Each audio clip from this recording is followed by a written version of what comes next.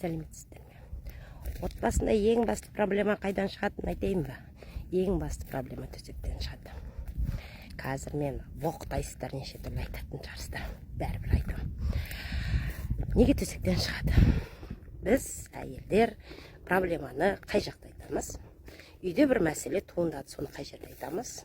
Жатарда айтамыз. Жатарда, күйеуіміздің қасында жатқан кезде айтамыз. Ал төсек деген ол ұйықтайтын жерде. Адам шаршап келді, жұмыстан кейін демалғысы келді, ұйықтағысы келді. Содан кейін ол проблеманы айтып, бүйтіп, жарайды, решили проблему или не решили, без разницы. Главное, еркекте, миында, төсек. Проблема деген нәрсемен ассоциироваться етеді де. Ол содан кейін сол төсекке жатқысы келмейді де. Түсінесіздер ма? Потому что төсекке жатсам, ол қазір біреу проблема айтатын сияқты елестеп кетеді. Он сыртта проблемасы дофига. Бала шағаны асырау керек, семьяны асырау керек, анау мынау.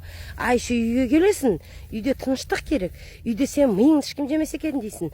Үйде не то что төсекте, үйде ладно, үйде ол айту керек, проблемалар сөйлесу керек. Бірақ төсекте емес. Содан кейін, сондай жағдайдан кейін уже ер азамат төсектен қашатын болады да басқа қатындар істейді. Так что өзімізге өзіміз әйелдер, өздеріңізге өздеріңіз проблема жасамаңыздар. Төсекте ұйықтаңыздар.